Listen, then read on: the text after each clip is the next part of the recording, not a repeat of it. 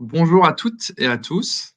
J'espère que vous allez bien et d'abord, je vous remercie d'être présent aujourd'hui pour ce nouveau webinaire de HubAdvisor et je remercie aussi mon invité Karim. Bonjour à tous. Tu vas bien? Yes, merci Ismaël. Ben, merci beaucoup. On va démarrer. Premièrement, Michel, est-ce que vous pouvez nous dire si on nous entend bien? Parce qu'il y a, c'est OK au niveau du son? Très bien, très bien, top. Merci beaucoup Véronique. Eh bien, on va démarrer. Bah, il y a beaucoup de participants, je pense, qui me connaissent déjà. Je prends toujours quelques minutes pour présenter Hub Advisor. Pourquoi on fait ce webinaire-là. Donc là, je vais prendre 5 minutes pour présenter la société Hub Advisor et après, on pourra rentrer dans le vif du sujet. Donc là, ça va démarrer tout de suite. Je vais partager mon écran.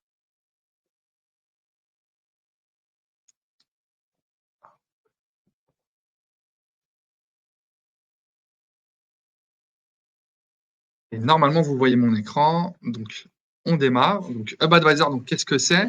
Nous, on a créé la société Hub Advisor avec mon associé, donc Samir Bouli, en 2021, parce qu'on était tous les deux issus du monde du conseil. Moi, je venais de Gartner et puis mon associé venait de Wavestone.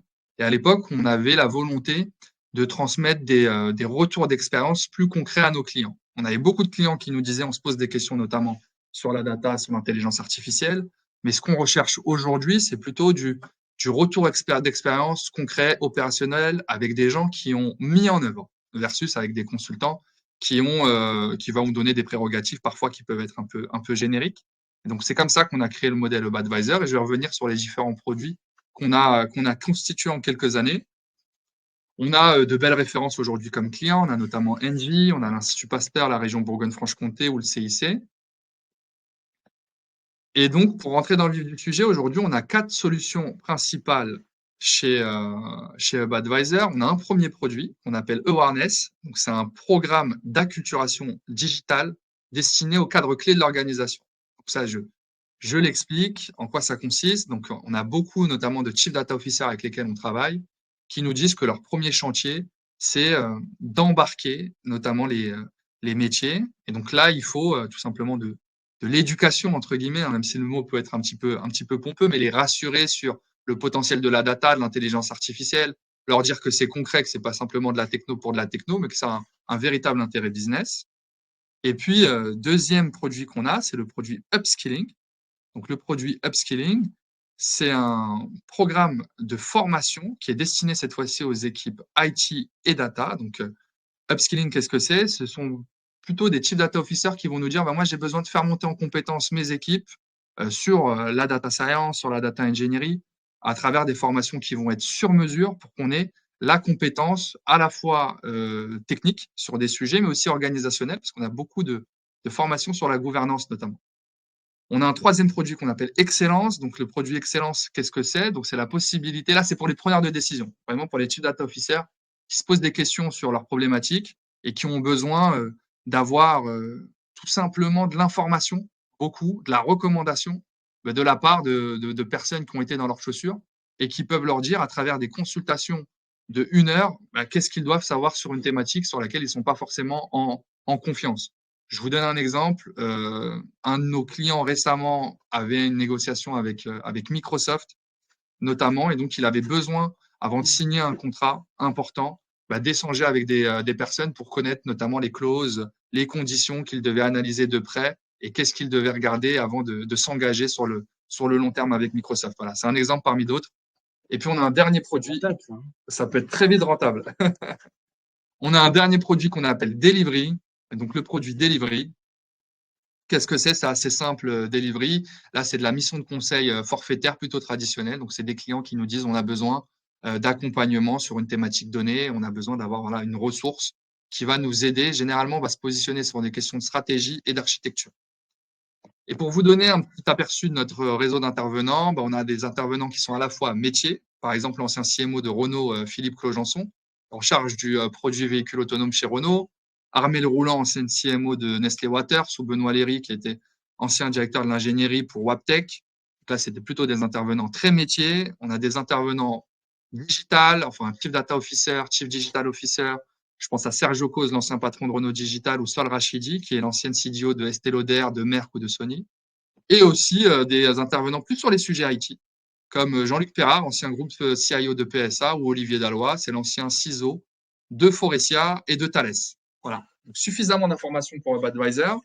Là, le but d'aujourd'hui, j'arrête la présentation, il était de parler concrètement de la scalabilité, et notamment de la scalabilité des équipes data. Et c'est dans ce cadre-là que j'ai voulu échanger avec Karim, qui a un très beau parcours.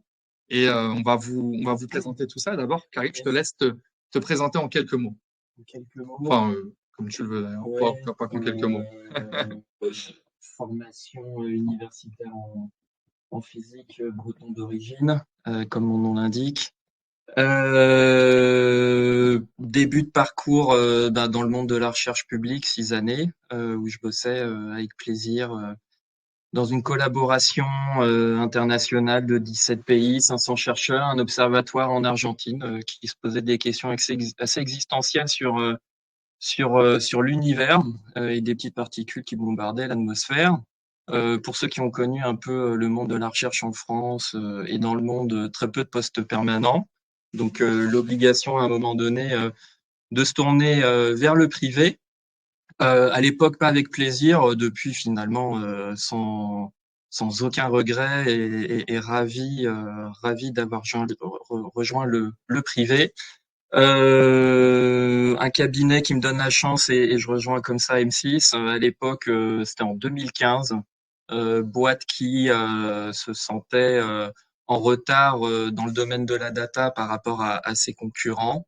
Et je les avais rejoints à l'époque, j'étais leur premier CDI data d'un groupe qui avait 30 ans et qui découvrait la data avec un premier CDI et plein de consultants Accenture qui étaient arrivés quelques mois auparavant.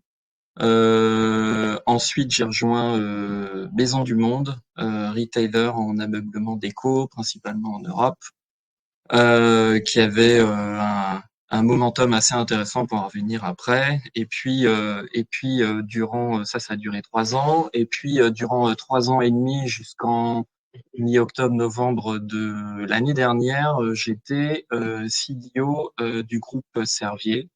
Et juste pour terminer, j'ai connu finalement 3 créations de postes sur mes 3 postes D'accord. dans le privé, voilà. Et donc, chez Maison du Monde, tu étais le premier Chief Data Officer, Yes, et chez Servier aussi. yes, Et aussi pour l'information, j'ai voulu inviter Karim aujourd'hui parce que tu as eu à la fois l'opportunité de travailler dans une très belle ETI française, ouais. Maison du Monde, SBF 120 en côté en bourse, ouais. et à la fois, tu as eu l'opportunité de travailler pour un très gros acteur. Donc, Servier, c'est plus de 7 milliards de... C'est 5 pour le moment, Ok, sera 8 en 2030 normalement. ok. S'il n'y a pas encore un Covid. Mais oui, tu as raison, c'est 75 pays avec des filiales présentes physiquement et 150 pays où ils sont commercialisés. Et la France, ça représente 10% du chiffre d'affaires mondial. Ok. Donc ouais, gros groupe français, mais fortement internationalisé. Et je trouve que c'est intéressant et dans l'échange, parce que je sais que dans l'audience, on a des personnes qui viennent de très grands comptes Mm, et on a des personnes qui viennent de TI aussi. Donc, tu mm. as la double visibilité et c'est intéressant dans le chat. N'hésitez pas, hein, c'est interactif. On va vous présenter l'agenda de la présentation, mais si vous avez des questions, des remarques, n'hésitez pas. On Yes. espère qu'il y aura beaucoup de participation pour aujourd'hui. L'intérêt, c'est que ça serve. Voilà, Exactement. c'est mon seul but. On va vous présenter donc l'agenda de la présentation. Donc, on va aborder 3 thématiques. La première thématique, c'est la relation avec le CODIR et notamment la question du sponsor et du mode opératoire. Notamment, petit spoiler, on va parler de radicalité notamment. La deuxième thématique sera l'équipe data et la partie stack technologique aussi. Puis la dernière, ça sera avec le recul, les écueils à éviter, des recommandations que tu peux faire pour notre audience, tout simplement. Yes. On démarre. Effectivement, une des raisons pour lesquelles moi j'ai remarqué ton profil à la base, c'était sur LinkedIn. Après, on a bien échangé ensemble. C'est que j'ai vu réussi à faire passer son équipe data de 1 à 140 personnes. Faites les deux. Non, mais Ok, les deux, ok. Mais donc voilà, donc c'est Servier. Donc pour démarrer, on commence avec 2 personnes à la data et on finit au moment où tu pars il y a quelques semaines à 140. Donc c'est intéressant de se dire bon à un moment donné il y a eu l'approbation du CODIR pour mener une telle transformation. Donc Est-ce que tu peux nous décrire ce qui s'est passé derrière? Ouais, yes. Je te prends l'exemple Servier alors directement par rapport à ta question.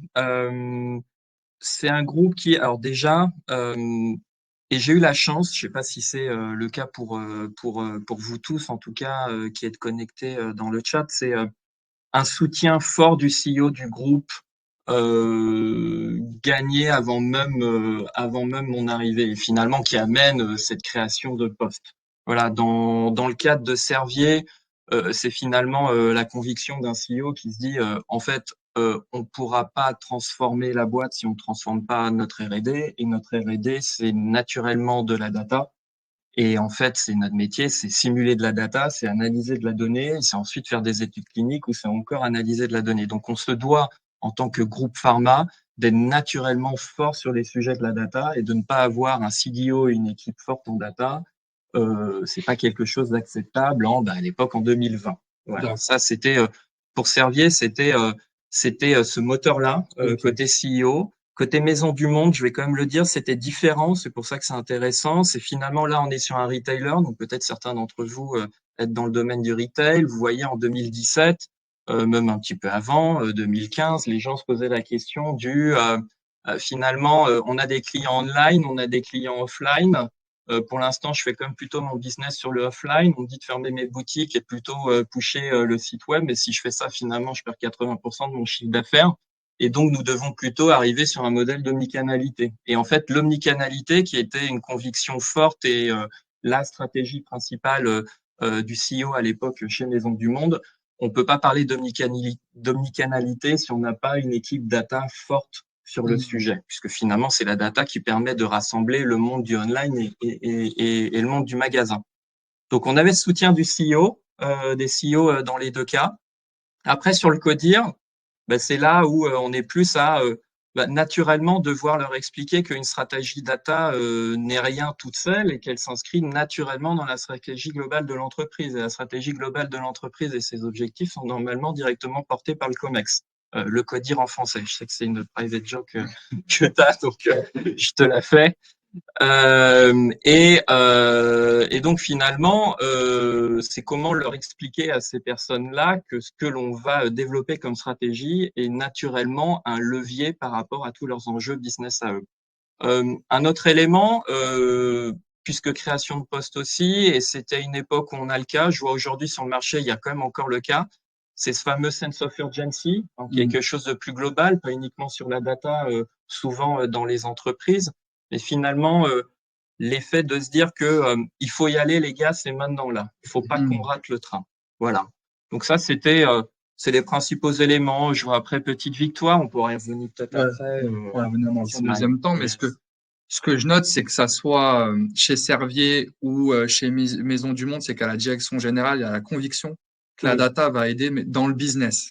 oui, Je donne l'exemple parce qu'il y a beaucoup de chief data officers entre guillemets, dont la valeur ajoutée est de dire on va vous aider sur l'efficacité opérationnelle. Donc c'est un point important. ah, L'amélioration des processus internes de la société, ouais, c'est un point important. Mais je note quand même que chez Servier et Maison du Monde, eux, ils se sont dit ça va être quelque chose qui va nous aider dans notre croissance, dans notre yes. produit. Dans... En Ok. majeur, mais tu vois, je rebondis là, parce que effectivement, tu as raison. En majeur, oui. Ouais. Il y a aussi l'enjeu de transformer le business. Tu vois, typiquement, Ouais. l'omnicanalité, clairement, ça transforme ton business. Et quand le Covid est arrivé derrière, heureusement que tu avais réalisé ça, parce que clairement, il y a eu des moves de population entre online et monde du physique naturellement, puisque les boutiques étaient fermées en Europe. Sur la partie santé, tu l'as par rapport à la data, te permet de repenser entre autres la manière de réaliser tes études cliniques et plutôt avoir un petit peu comme on l'a vu aussi Mm. via le Covid. Finalement, tu lances une étude clinique, mais derrière, tu as énormément de collègues qu'on appelle dans la vie réelle les real world data qui finalement vont te donner des éléments avec beaucoup plus de volume. Et ça, c'est la data aussi qui transforme la manière de voir tes études cliniques et la mise sur le marché de tes médicaments demain. Si on vient sur la mineure quand même, efficacité opérationnelle, pareil dans ces deux entreprises, au même moment où on était sur ces enjeux data, ces entreprises allaient vivre un switch de KPI primaire qui était le chiffre d'affaires. Dans le monde de la pharma, ils disent vendre des boîtes. à EBITDA. D'accord. C'est normal parce que Maison du Monde s'était introduit en bourse un an auparavant. Donc finalement, ce qui est le plus important sur les marchés, c'est pas nécessairement ton chiffre d'affaires, mais c'est le cash que tu génères. En tout cas, quand tu as cette maturité d'entreprise, hein, on n'est pas dans les startups Mhm. qui, elles, sont dans juste du gros. Et chez Servier, c'est plutôt l'acquisition de nouvelles entreprises qui était assez nouveau pour eux, qui amenait finalement à faire des appels de fonds sur le marché. Et l'appel de fonds sur les marchés allait nous amener un nouveau KPI qui était plutôt les l'EBITDA par rapport au chiffre d'affaires également. Et donc D'accord. là, tu amènes comme le sujet d'efficience et de performance. Voilà. Ok. Avec les directions plutôt, finance, quoi. Voilà. Et dans les deux cas, pour vous dire, j'ai aussi eu la même chose qui est un changement de directeur financier à un moment donné dans l'entreprise. Voilà. Écoute, merci beaucoup, Karim. C'est très clair et je vois que bon, il y a différentes propositions de valeur là, dans de la data et qu'il faut savoir naviguer, évoluer selon la priorité du moment et qu'il y a cette nécessité de communiquer le sentiment d'urgence à l'ensemble du codir parce que le CEO peut être on board, mais il faut embarquer tout le monde. Et tu vois, le sujet transformationnel, en fait, c'est combien tu mets sur chaque point. Mm. Tu viens du Gartner, donc vous avez ils ont des frameworks sur ça. Voilà, moi, WebAdvisor aussi, d'ailleurs. j'avais des personnes dans le codir dans lequel j'étais qui travaillaient sur ça, mais le transformationnel, le run, le Exactement. modernize, etc. Exactement. C'est des choses, voilà. C'est où est-ce que je mets mon temps, mon énergie. Ouais, C'est une sorte de exactement. business plan de l'équipe data en se disant, bon, bah, effectivement, nous, à la fin de l'année, il faut qu'on arrive à délivrer tant de valeur, arrive à le quantifier, un sur le produit, d'autres sur d'autres aspects.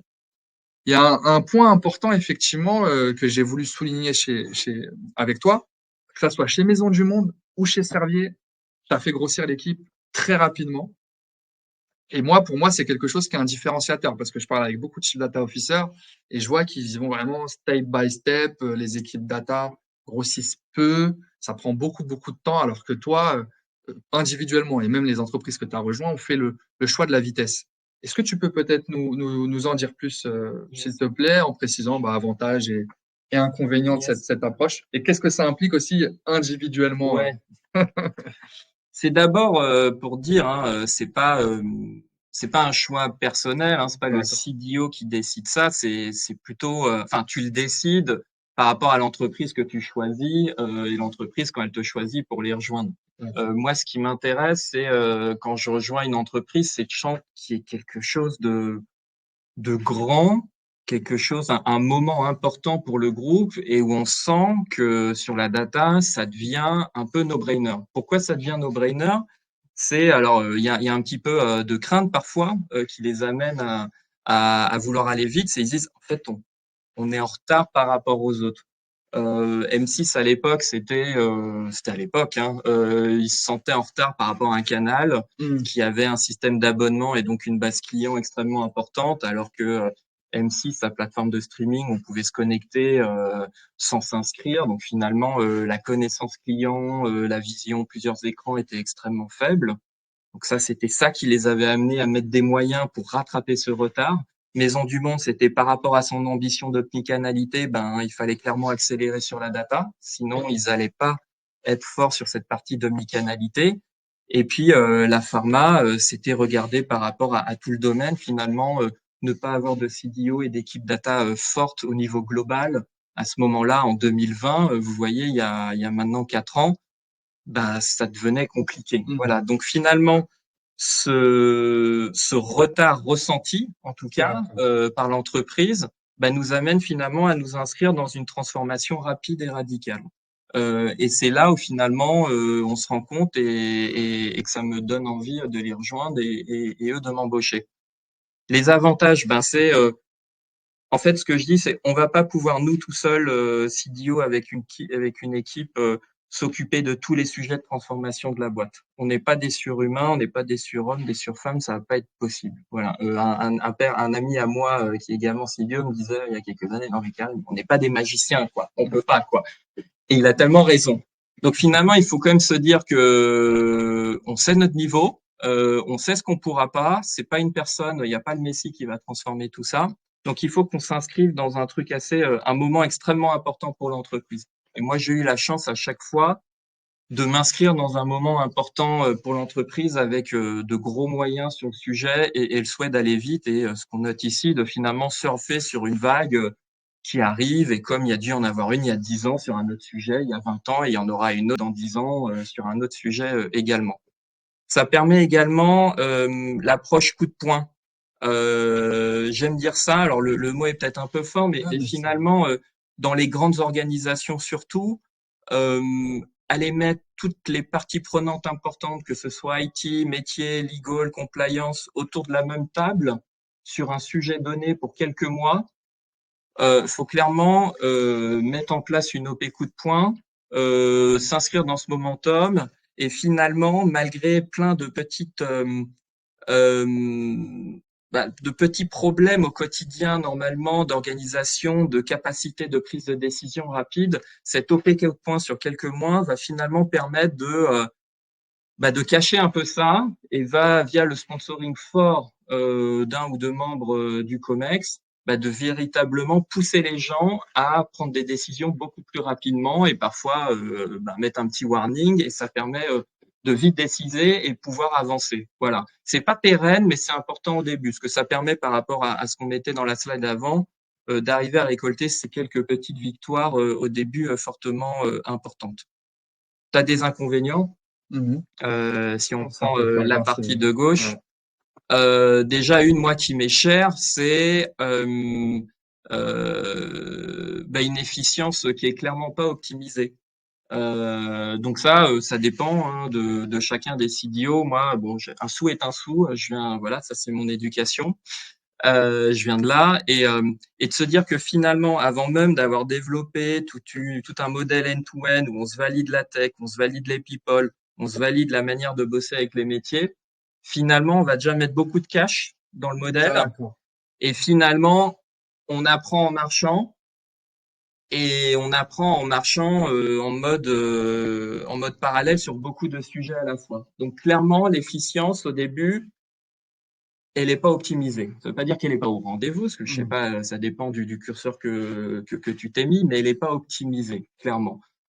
Face à un modèle où tu dis on va démarrer petit sur un domaine métier, et puis dans 2, 3 ans, on ira voir les autres. Voilà. Ça, c'est un... Ouais. Et on a validé que c'est rentable, qu'il y a un ROI, et on va gagner comme ça le soutien des gens au-dessus, et on pourra débloquer plus de fonds. Sauf que 3 ans, en fait, c'est gigantesque dans le monde dans lequel on vit. Ça ramène aussi dans cette transfo rapide une certaine radicalité qui, parce que tout ça c'est quand même beaucoup d'humains, va très vite être centré sur la personne en charge de l'équipe data, c'est-à-dire tout bonnement la personne en charge de l'équipe, donc CDO. Donc vous en fait si vous êtes CDO. Donc là il y a clairement un sujet, c'est quand on est CDO au quotidien, c'est de se donner ce curseur entre quel niveau je mets sur le push décision rapide et qu'est-ce que je mets sur la progressivité, fonction du ressenti, de l'ambiance que l'on a avec nos interlocuteurs. Donc ça, c'est beaucoup d'humain, hein, c'est faut beaucoup ressentir, faut aussi dire ce que les équipes qui elles sont aussi dans des réunions nous remontent et nous disent est-ce que ça sent bon, est-ce que ça sent pas bon. Et finalement, faut être clair, ça c'était ma précédente boss qui aimait beaucoup dire cette phrase, c'est finalement ce curseur, on pourrait dire c'est tirer l'élastique mais jamais le casser quoi. Si on casse finalement un physicien, vu que je suis physicien à la base, il y a un principe d'irréversibilité. Voilà, c'est la réalité. Donc finalement, toujours tirer l'élastique, jamais le casser, c'est se poser la question de OK, on va bousculer parce qu'en fait on est un agitateur de la transformation, on est payé pour Mhm. ça mais jusqu'où, voilà, parce que finalement, faut pas trop bousculer. On est d'abord là pour embarquer toutes ces personnes. Et puis dernier élément, c'est finalement cette radicalité. Là, je parle de manière plus personnelle. Ça dépend déjà de vous, ça dépend aussi de la culture de l'entreprise. Et puis les CDO, vous voyez, on est encore dans un monde où, en tout cas en France, où après CDO dans une boîte, on est rarement à notre rôle plus haut de promotion Mhm. dans cette boîte. Vous allez plutôt redevenir CDO dans une autre entreprise. Et finalement, est-ce que c'est lié à cette radicalité et au fait qu'on a dû parfois dire non à des gens? Voilà, c'est une question que je pose. Non, mais c'est. Euh, Preneur des retours, mais faut vivre bien avec ça et puis il n'y a pas de bonne réponse, mais il y a chacun qui a sa réponse à lui, quoi. Voilà, en fonction de son tempérament et de ses souhaits à venir professionnels. C'est hyper intéressant. Il y a plein de thématiques qui ont été abordées. J'ai vu les questions, on va en prendre une. Alors, Yes. Michel, on la prendra plus tard, votre question, parce qu'on a un vrai sujet sur l'équipe Ah, data qu'on pourra adresser plus tard. Et par contre, Anthony, ça rejoint un peu ça, mais juste pour synthétiser très rapidement. Donc, ce que tu nous dis, Karim, c'est que, in fine, au début, pour avoir des résultats dans la data, faut mettre de l'investissement, tout oui. simplement. C'est un peu comme une startup qui se lance, qui veut lancer un produit. Ben, faut lever des fonds et il n'y a pas forcément l'optimisation Clair. budgétaire derrière. Et il Ouais. faut quelque part l'accepter. Ça a beaucoup de vertus. Ça permet d'aller vite, ça permet de mettre tout le monde autour de la table, ça permet de mettre la visibilité sur le sujet data. Ça a aussi potentiellement pas des inconvénients, mais le mot inconvénient limite est un peu trop fort, mais on peut pas tout avoir. Donc forcément, tu es en tant que CDO très visible, donc positivement, négativement par certains, et tu peux potentiellement froisser des personnes. Mais toi, ton parti pris, en tout cas, qui est un parti pris intéressant, c'est que pour mener une transformation data, il faut passer par cette radicalité-là. Et à un moment donné, effectivement, quand tu observes en tant que chief data officer, pas forcément Mm. d'évolution interne. Donc, il faut potentiellement accepter Yes. cette mission-là. Et je te dirais que en fait, la perception de la radicalité est donc parce que perception subjective et dépend du contexte de l'entreprise. Ouais. Si Typiquement, tout va bien, t'es score. typiquement, je pense que plus l'entreprise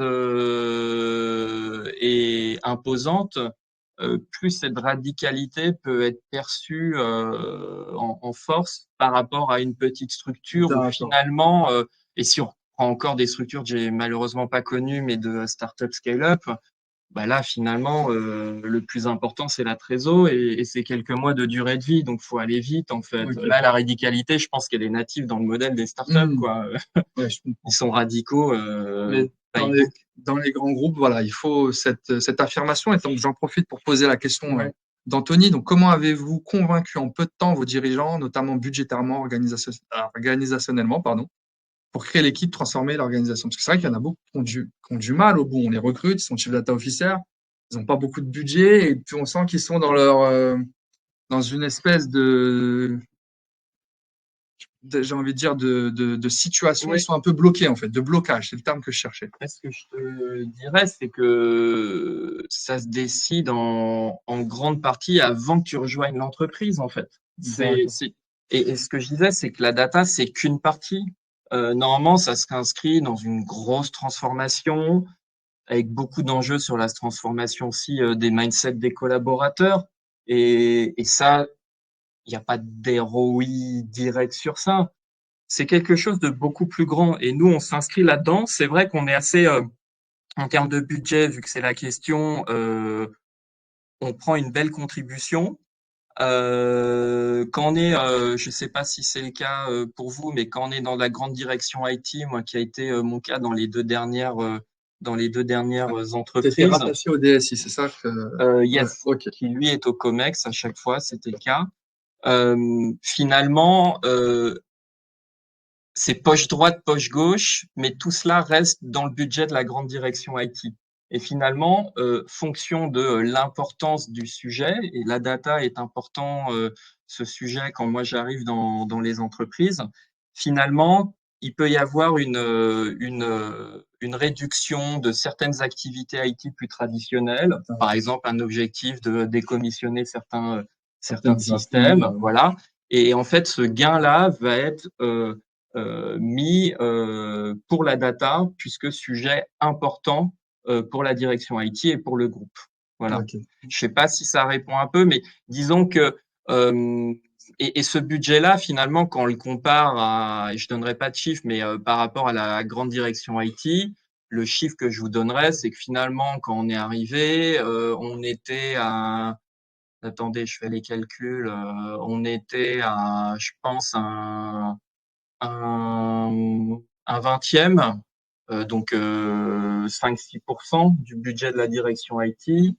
Et sur la dernière année, on était plutôt à 15-20%. D'accord. Ok. Ah non, mais je vois. Avec aussi de l'apport de cash supplémentaire Ouais, potentiellement. Ok. yes. Ouais, je suis resté en relatif, mais Ok. yes. Très Yes. bien. On passe on espère qu'on a répondu à votre question. Donc, c'était Anthony. On passe à la question suivante. Quelque part, on y a un peu déjà répondu sur cette question-là. C'est les premières étapes à considérer lorsqu'on entreprend une telle transformation. Comme on Oui, a un petit peu parlé, voilà. yes, yes. Je On peut- regarde peut-être s'il y a quelque chose qui me tient à cœur, que je souhaitais vous Peut-être le partager. timing. Moi, c'est vrai que le timing, je trouve que c'est intéressant. Définir les objectifs clés sur les 3 premiers mois. Oui, Avoir toujours cette inscription dans le temps. yes, yes. Vous voyez ce que finalement, faut un moment aussi. La data, vous aurez aussi un sujet, on y reviendra sur la fin si on a le temps. Il y a le sujet du positionnement de cette data au sein de l'organisation et dans quel manque COMEX on la met. Et donc finalement, vous n'allez pas plaire à tout le monde. Il y aura toujours des gens qui, même après, diront des choses négatives sur finalement le délivré de l'équipe data, son efficience, etc. Ça c'est à un moment, c'est ça qui est sympa quand on bosse en entreprise, hein, entre humains. On ne peut pas C'est quand avoir que même des fans, quoi. voilà. Comme ça, en plus sur le mot radicalité, mais je veux dire, c'est ça qui est aussi intéressant et c'est normal. Faut pas mal le vivre. C'est juste la réalité du terrain et de tout le monde, je pense, qui est connecté. Donc l'idée, c'est plutôt de se dire, comme rationnellement, concrètement, qu'est-ce qu'on attend de cette équipe sur les 3 premiers mois et qu'est-ce qu'on attend de nous au bout d'un an. Et pour ça, c'est des choses qu'il faut se définir avec typiquement euh, quelques interlocuteurs clés dans l'entreprise, typiquement du N-1 COMEX, typiquement sur un métier plutôt mature ou une personne plutôt mature et typiquement sur une personne qui est assez respectée au sein de l'entreprise. Ça veut pas dire qui est historique de Mm. 20 ans ou 30 ans, mais qui est respecté dans l'entreprise, qui a une certaine aura. Et puis finalement, on réussit jamais seul, on réussit ensemble. Et d'avoir un métier qui va être positif sur des choses réalisées avec votre équipe, bah, c'est quand même ça ce qu'on cherche en premier lieu, hein. Ouais, Voilà, donc trouver ces fameuses petites victoires avec ces quelqu'un petites et, victoires avec et le quelqu'un de mettre dans plutôt le temps. respecté et où vous êtes assez à l'aise sur cette réalisation possible. Voilà. On va basculer sur les 2 dernières thématiques qu'on a. Comment constituer une équipe de rêve, la Dream Team, Ouais. spécialisée en data, parce qu'effectivement, quand tu passes de 2 à 140 personnes, c'est que tu as quand même une vision de à quoi ça ressemble une équipe data. J'aimerais bien que tu nous la partages. Et Et donc, ça rejoindra la question potentiellement de Michel aussi, hein. moi j'aime bien. Alors je sais pas si si dans quelques semaines, moi, ce sera encore un enjeu de création d'entreprise ou de reset-up, reformatage d'une équipe d'équipe, pardon, pas entreprise, ou reformatage d'une équipe existante.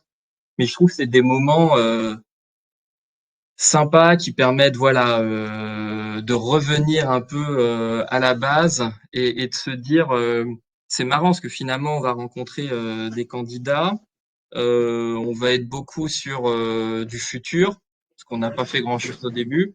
On parle de son track record, on essaye de lui ou à elle de lui expliquer, bah, fais-moi confiance. On a aussi un truc sympa qui va être réalisé ici et rejoins-nous. Donc ça, c'est toujours cette étape de vente au début assez, enfin moi que j'aime en tout cas, et puis qui permet aussi de rencontrer énormément de personnes. Après, finalement, c'est qui les premiers profils, les premiers profils à recruter? Historiquement, typiquement en 2015, et je pense que ça allait jusqu'en 2020 en France, on avait beaucoup d'entreprises, et d'ailleurs ça a été mon cas en 2015 chez M6, et on recrutait un data scientist, ce fameux mouton à 5 pattes, et qui devait absolument tout faire. Voilà, je pense que c'était plus que 5 pattes qu'on lui demandait. Et surtout au début, c'était surtout pas sa patte data science qu'on allait activer puisqu'il n'y avait pas grand-chose de réalisé. Finalement, moi, j'ai essayé de vous le formaliser en why, what, how. Et plus l'entreprise est structurée de manière importante et au niveau international, plus il va falloir insister sur le why avant d'enclencher le what et le how. Le why, c'est typiquement comment on va embarquer tous ces people, leur expliquer le pourquoi on va se lancer là-dedans.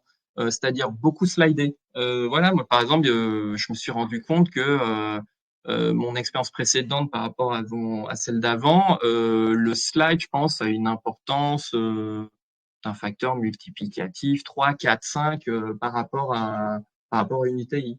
Voilà, bah, c'est extrêmement important à savoir. Et ça dépend de la culture de l'entreprise, hein.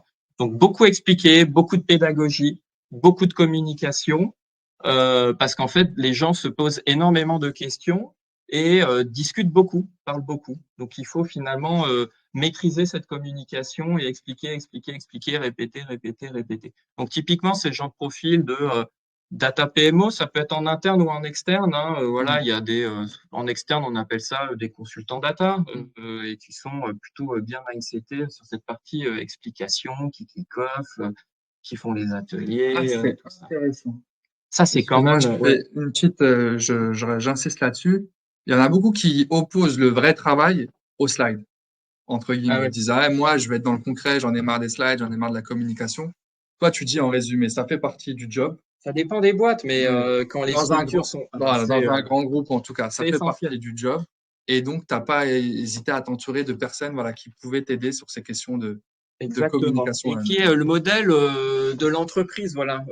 J'irai pas à dire que c'est une décision de ma part qui a amené à Ouais, ça, ouais, bien mais en sûr. tout cas, je me suis vite rendu compte que cet aspect-là était C'était essentiel. essentiel. Voilà. Parce qu'au départ, ça m'a un peu marqué. Je me dis, tiens, j'ai pas ce genre de profil où Ouais, j'étais avant, mais en fait, ils sont essentiels. Voilà. d'accord. C'est vraiment, et en fait, c'est top d'avoir raison, hein, ou d'avoir fait un truc top, hein, mais si personne l'utilise ou s'il y a que vous qui pensez que c'est la bonne manière, ça sert à rien. Voilà. Ok. Le Watt, après, là, c'est plutôt des personnes profil vision produit. Finalement, on va aller définir des roadmaps avec les métiers, mais finalement, quelle est la vision produit data, à la fois liée à la plateforme, et on y reviendra juste après, mais également sur les produits data à mettre à disposition des métiers. Parce que finalement, ce qui change aussi, on s'inscrit là-dedans, dans ces transformations-là, c'est par rapport à de la chefferie de projet Hmm. classique. C'est le métier te demande un truc, c'est pas pour autant que tu vas faire exactement ce que lui demande. En fait, tu vas récolter énormément de besoins, tu vas mûrir ça, et derrière, tu vas proposer, bah, comme un éditeur de solutions, une vision produit qui va répondre à 80%, 90%, pardon, des besoins de ces différents métiers que tu as pu rencontrer. Donc ça, c'est un sujet passionnant. Par contre, ça demande des profils qui sont rarement déjà dans l'entreprise. Voilà. D'accord. Beaucoup d'externes. Ouais. Faut plutôt aller les chercher. Surtout que la partie data product, elle est un petit peu différente de ce qu'on voit encore aujourd'hui sur des produits, de d'autres produits, sites web, etc. Et derrière, bah, le comment, parce que oui, bon, faut quand même le faire. Euh, je suis quand même d'accord avec ces Ouais. personnes que tu as rencontrées. Ben, à un moment, moi, je me souviens, chez Servier, je posais beaucoup cette question au début, c'est qui le patron? Et c'était qui le patron sur la partie tech? C'est qui le patron? Et à un moment, il faut vite recruter. Alors, au départ, si vous avez cette compétence-là, c'est super, c'est que vous pouvez faire ce rôle-là au début, mais c'est qui le patron qui permet de faire respecter, ben, si c'est des externes, le client dans lequel vous bossez, si c'est des internes, ben, dans les phases de recrutement, c'est qui le patron pour pouvoir recruter derrière des bons data engineers, des bons data ops qui vont quand même mettre en place ce socle qui, bah, en fonction de l'approche que vous avez prise, soit en même temps que le développement des cas d'usage, dans un temps un peu plus donné, si on vous donne ce temps-là pour mettre en place ce socle-là. Donc ça, voilà. Donc disons des gens qui expliquent, qui translate, des gens qui formalisent derrière les besoins et des gens qui vont développer et qui vont le réaliser. Et les data scientists, oui, quand j'avais réfléchi à ta question, je me suis dit, mais les data scientists, finalement, ils arrivent quand? Bah, ils arrivent quand il faudra, c'est rarement au tout début. Et ça dépend du secteur et de la maturité de l'entreprise. Voilà, clairement, le retail, les data scientists sont arrivés plus tard que dans le monde de la pharma, parce que la pharma, il y a tout un enjeu quand même d'R&D qui est extrêmement Hmm. important, vu que c'est par là qu'on transforme aussi l'entreprise. Et donc, ben, les data scientists côté domaine pharma arrivent plus rapidement. Et c'est vrai que même au sein de la pharma, les data scientists sont arrivés en priorité sur la partie R&D et pas sur la partie, par exemple, commercial marketing. Voilà. Est-ce que toi qui étais rattaché à la DSI, tu avais un CTO dédié au sujet data ou bien sur les sujets techniques, bah, tes interlocuteurs étaient les autres membres du CODIR de la DSI? En En fait, un CTO rattaché, tu m'as dit? Ouais, genre dans l'équipe data, est-ce Oui, qu'il y avait c'est ça. Ok. quand tu parles de patron, le Ouais. patron tech de l'équipe Il est data? arrivé, il s'appelle Benoît, il est arrivé chez Servier, il est arrivé une bonne année après le début, parce que c'est Ok. des profils rares, Ouais. c'est des profils très rares, chez nous, il est arrivé un an après, ça m'avait beaucoup soulagé, ouais, qui était directement rattaché. Et là, pareil, euh, est-ce qu'il le faut rattacher au CDO ou plutôt ailleurs dans la direction IT? Ça dépend du contexte. Voilà. Si vous arrivez dans une boîte qui a un énorme retard technologique, en tout cas au début, ben vous vous dites vaut mieux peut-être rattacher directement au CDO dans un premier temps, parce que c'est pas, je trouve que c'est pas pérenne. Je pense que le sens de l'histoire, comme il y a eu le web qui est arrivé il y a 20-25 ans chez les directeurs market avec le digital. Je pense que le sens de l'histoire, c'est que de toute façon, ce CTO soit le CTO de la boîte, plutôt côté architecture, etc. Mais Mm, au début, en fait, c'est compliqué. On voit que la mm, boîte se transforme. Nous, on n'a pas le temps.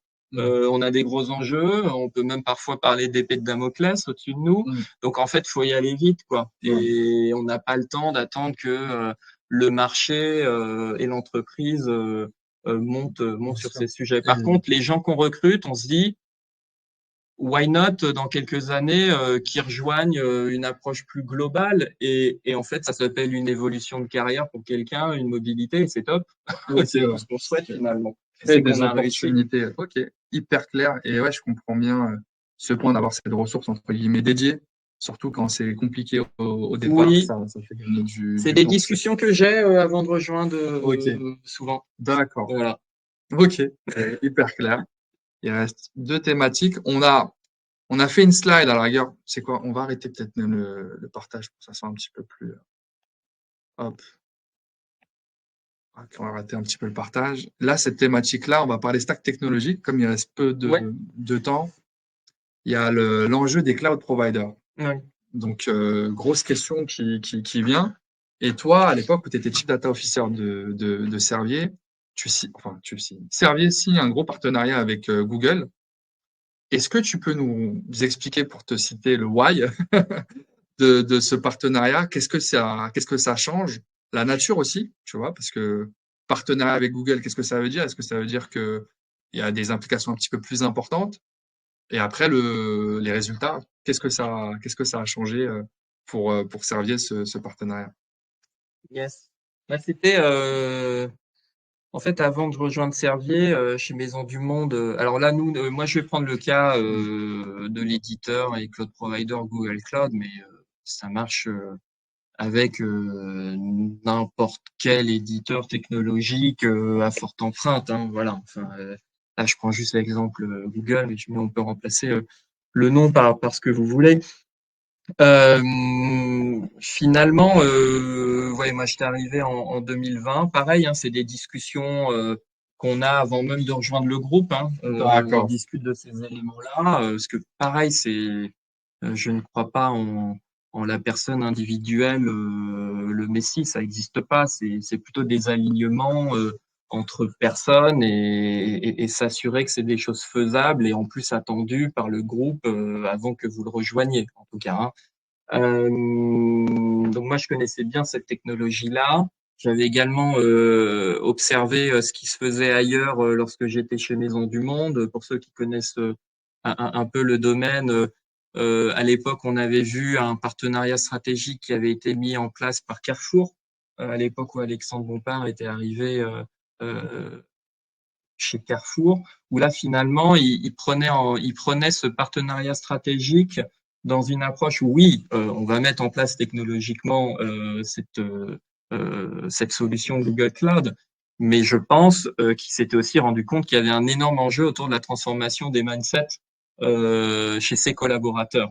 Et donc finalement, il se dit, ben, un bon moyen aussi, c'est de s'appuyer sur des personnes sont aussi convaincues qu'on ne transforme pas une boîte simplement avec la technologie. On parle toujours de techno, people, process. Google met aussi beaucoup en avant Mm. ça.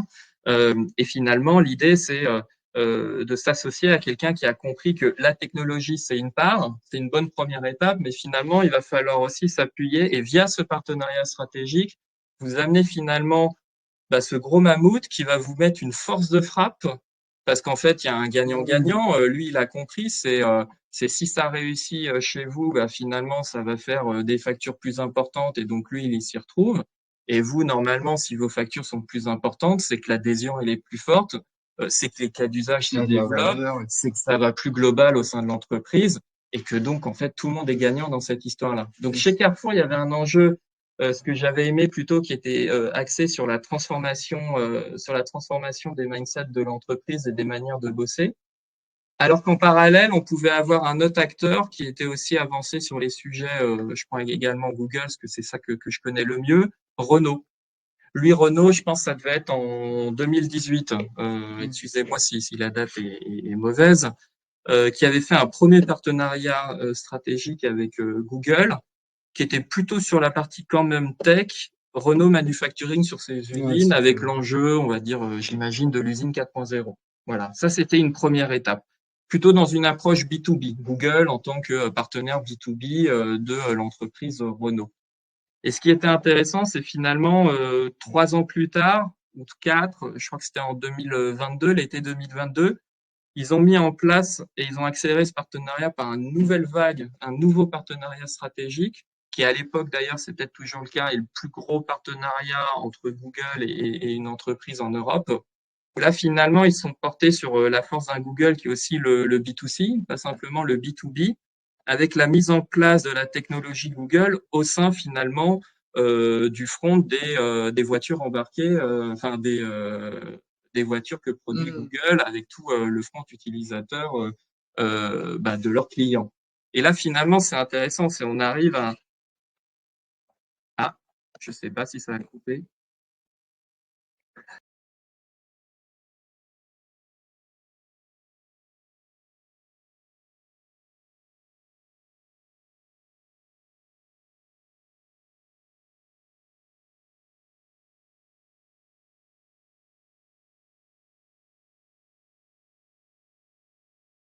On a eu moins de... Voilà.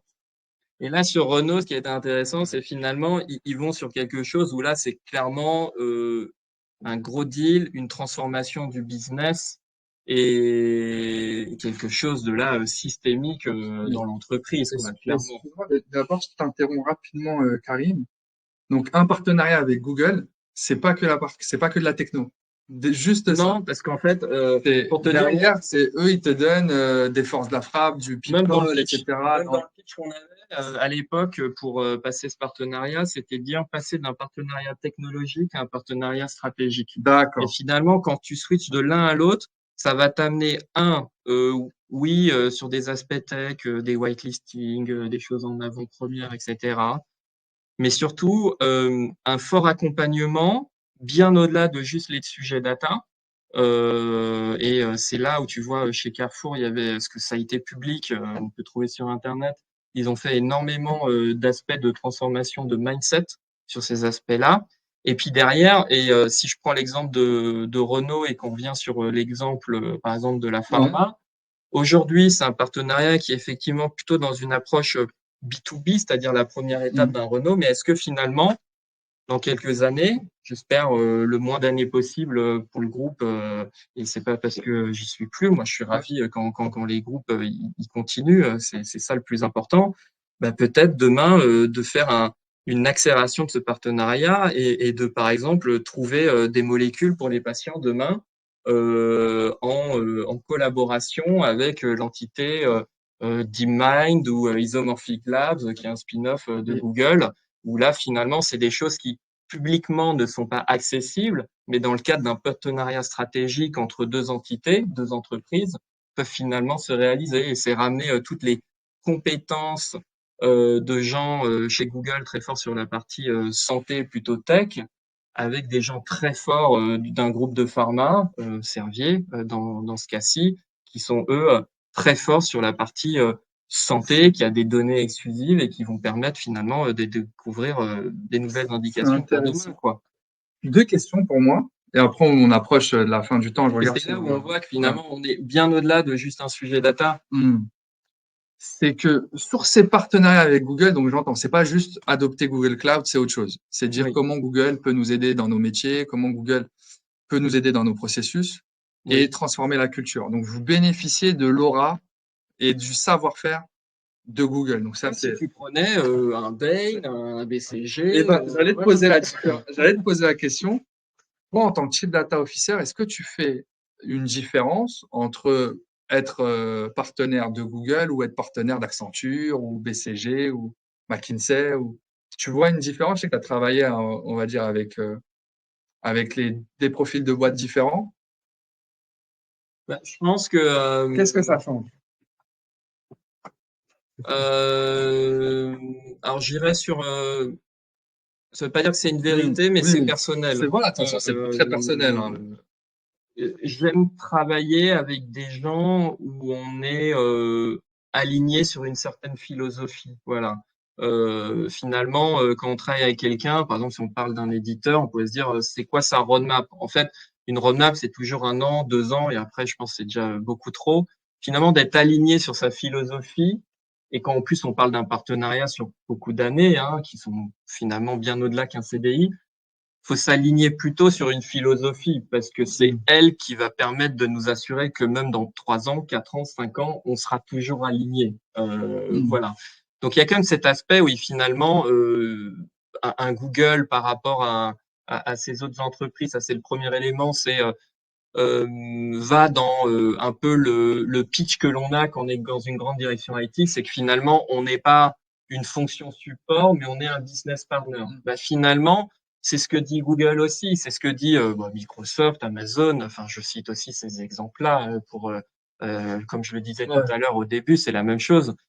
Finalement, ils disent, en fait, on n'est pas juste que technique, parce que d'ailleurs, si on n'est perçu que technique, dans quelques années, vous allez toquer à notre porte, vous allez nous dire finalement on veut vous quitter parce qu'on n'est pas satisfait du ROI Mm. de vos solutions. Ben oui, mais en fait, est-ce que c'était à cause des solutions ou c'était quelque chose plus people, organisationnel, manière de bosser?